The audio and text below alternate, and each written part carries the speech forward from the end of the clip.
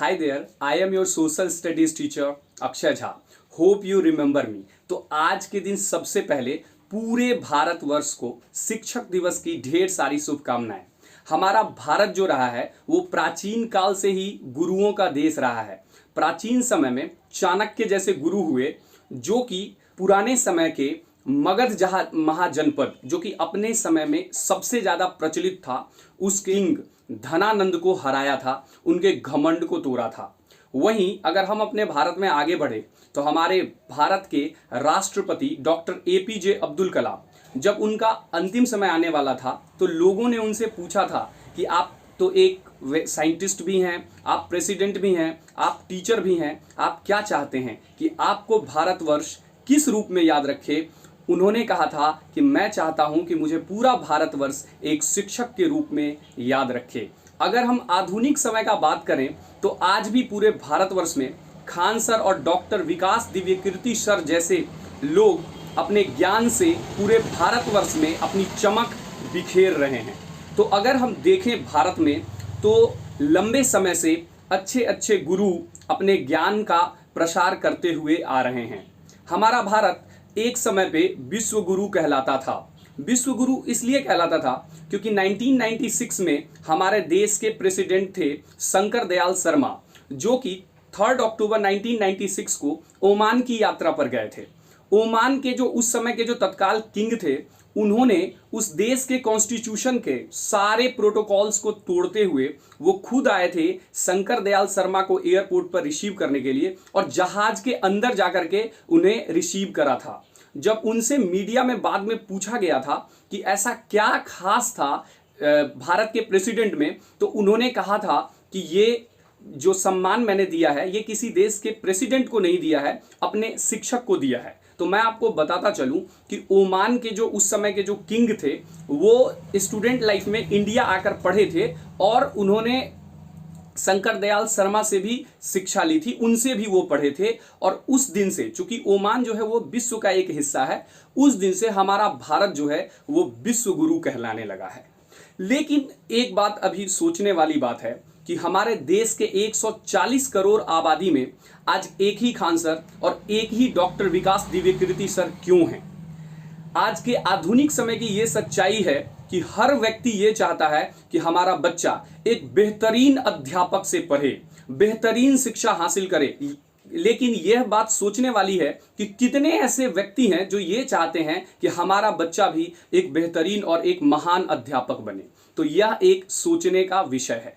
साथ ही साथ आज के इस दिन में मैं स्टूडेंट से भी कुछ कहना चाहूँगा कि देखो, वैसे तो आजकल के इस जमाने में कितने आदमी डेली जन्म लेते हैं और मर जाते हैं, लेकिन उन सब में कुछ ही नाम ऐसा होता है जो इतिहास में अमर हो पाता है.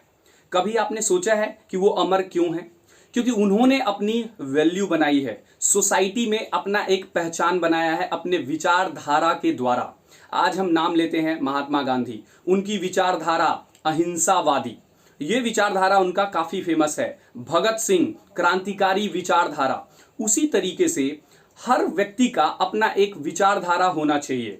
तो आज का ये जो टीचर्स डे है, मैं आप लोगों को, मेरे जितने भी स्टूडेंट्स हैं, बस एक थीम देना चाहूँगा कि make your own value then you will be valuable for others. यानी मेरे कहने का ये मतलब है कि आपको पहले अपना वैल्यू बनाना पड़ेगा, तब आप दूसरे के लिए वैल्यूएबल होंगे. जरा आप सोच के देखिए कि ये जो पूरा का पूरा दुनिया है ये एक ड्रामा के तरह है और ऊपर वाले हमें एक्टिंग करने के लिए यहाँ पे भेजते हैं. जैसे एग्जाम्पल के लिए लेते हैं, जैसे हम कोई फिल्म देखते हैं तो उसमें हजारों लोग काम करते हैं, लेकिन एक दो की प्रशंसा होती है. उस फिल्म में उस व्यक्ति का रोल बहुत बढ़िया था. ठीक उसी तरीके से लाइफ का भी इक्वेशंस जाता है. आप जिस तरह का किरदार यहाँ प्ले करते हैं, ऊपर वाले के रजिस्टर में भी आपका किरदार दर्ज होता है. तो मैं आज के इस वीडियो के माध्यम से अपने सारे स्टूडेंट्स को यह कहना चाहूंगा कि पहले आप अपना वैल्यू बनाओ, फिर आप दूसरे के लिए वैल्यूएबल होगे. और अगर जिंदगी में आए और दूसरे के लिए अगर वैल्यूएबल भी ना हुए तो इस जिंदगी का कोई मतलब ही नहीं बनता है. मैं आपको एक सिंपल सा एग्जाम्पल बताता हूं कि कैसे आप इस चीज को समझ सकते हैं कि make your own value then you will be valuable for others. Example के लिए अगर आप एक स्टूडेंट हैं और आप एक बेहतरीन स्टूडेंट हैं तो आपके क्लास के जितने भी बच्चे हैं सब आपके पीछे होंगे। उनको थोड़ा सा लोभ भी होता है आपसे, वो जानते हैं कि एग्जाम्स के टाइम पर आप उनका अच्छे से हेल्प कर पाएंगे, तो इसलिए वो हमेशा आपके आगे पीछे होते हैं और आपको भी बहुत अच्छा लगता है। और अगर आपने गलती से भी एग्जाम्स के टाइम पर उनका हेल्प नहीं करा, थोड़ी देर के लिए तो मायूस जरूर होते हैं, लेकिन बाद में फिर आप सारे फ्रेंड्स एक साथ हो जाते हैं। तो यहां पर आप समझिए, आपने पढ़ा, मेहनत किया, तो आपने खुद का वैल्यू बनाया, तो जितने क्लास के बच्चे थे उन सब के लिए आप वैल्यूएबल हो गए। बिल्कुल यही इक्वेशंस लाइफ पे भी लगता है कि आप जब खुद का वैल्यू बनाएंगे तो आप दूसरे के लिए वैल्यूएबल होंगे। और मैं फिर से ये रिपीट करना चाहूंगा कि अगर आप जिंदगी में आए और दूसरे के लिए वैल्यूएबल नहीं हुए तो इस जिंदगी का कोई मतलब नहीं होता है।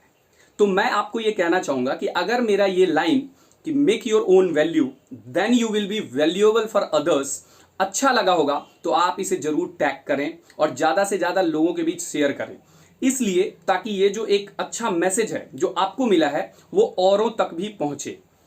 साथ ही साथ हमारे जो कॉमन व्यूअर्स हैं, मैं उनके लिए एक चीज कहना चाहूंगा कि इस भौतिकवादी और कंपटीशन के दौर वाली दुनिया में ये बहुत जरूरी है कि हर कोई तरक्की करे, लेकिन तरक्की का कोई शॉर्टकट नहीं होता है।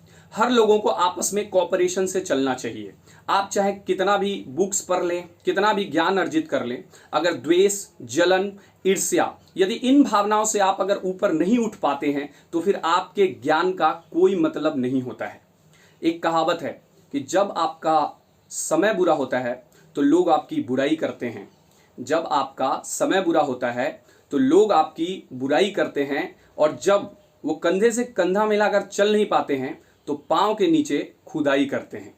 तो ये जो अनफॉर्चुनेटली हमारे सोसाइटी में कुछ ऐसे लोग हैं, तो इस तरह की जो सोच है इससे बचना चाहिए लोगों को। आप अपने विचारों से स्वतंत्र रहिए, लेकिन अपने संस्कारों में बंधे रहिए। साथ ही साथ मैं एक बहुत ही अहम मैसेज सारे पेरेंट्स को भी देना चाहूँगा कि देखिए, आप अपने जिंदगी का बहुत अहम हिस्सा अपने बच्चों को देते हैं, चाहे वो समय के रूप में हो, चाहे वो पैसे के रूप में हो। आप जो भी पैसा कमाते हैं उसका एक महत्वपूर्ण हिस्सा बच्चों के एजुकेशन पे आप खर्च करते हैं। ऐसे में ये बेहद जरूरी है कि आपके बच्चे को क्या एजुकेशन मिल रहा है, आप उसका निरंतर जांच करें। एक उदाहरण के लिए, अगर कोई भी व्यक्ति 100 रुपए देकर दुकान से कोई सामान खरीदता है, उसे संतुष्टि मिलता है कि उसने 100 रुपए का सामान खरीदा है, लेकिन वहीं पे आप ये सोचिए कि कितने बार ऐसा होता है कि जो पैसे आप बच्चों के एजुकेशन पे खर्चा करते हैं उसका फीडबैक आप बच्चों में ढूंढते हैं। ये बहुत जरूरी है। आप हर month school, coaching, tuitions, college, आप हर मंथ में टीचर्स को पे करते हैं, लेकिन ये बात आपको समझना पड़ेगा कि क्या पेमेंट करने से पहले आप हर मंथ ये जांच करते हैं कि हमारे बच्चे का जो ज्ञान का स्तर है, जो मानसिक स्तर है, उसमें कितना वृद्धि हुआ है। यह चीजें जानना बहुत जरूरी है। याद रखें, अभी के समय में 1000 ताकतें ऐसी है जो इसके पीछे लगा हुआ है कि आपके बच्चे आगे ना बढ़ पाएं। केवल और केवल 2 ताकतें ऐसे हैं जो आपके बच्चे को आगे बढ़ाना चाहते हैं। उनमें से एक आप हैं और दूसरा हम टीचर्स फ्रेटर्निटी के लोग।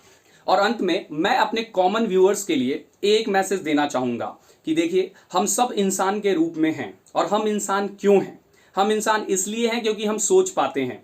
ऐसा पहले किसी फिलोसफर ने कह गया था, we can think therefore I am. मुझे लगता है अब इसमें थोड़े चेंजेस की जरूरत है। We can feel therefore I am. आज के इस भौतिकवादी दुनिया में बच्चे जिस तरीके से पेरेंट्स से दूर हो रहे हैं, सोच, इमोशन से दूर हो रहे हैं, वाकई में ये एक चिंता का विषय है। तो मैं ये चीज़ कहना चाहूँगा कि बच्चों के साथ टाइम दें, बच्चों को थोड़ा समझने का कोशिश करें, बच्चे क्या चाहते हैं, उनका पढ़ाई वगैरह कैसा चल रहा है, इस चीज़ पर ध्यान दें। और अगर हम एक इंसान हैं तो इंसान के रूप में निरंतर अपनी पहचान बना के रखें। और अंत में बस 2 लाइन ये कहना चाहूँगा कि जो कर सको एहसास तो कहना हम इंसान हैं, जो कर सको एहसास तो कहना हम इंसान हैं, वरना धड़कनों की आर में तो जिंदा सारा जहान है। तो एक बार फिर से पूरे भारतवर्ष को टीचर्स डे की ढेर सारी शुभकामनाएं। Thank you.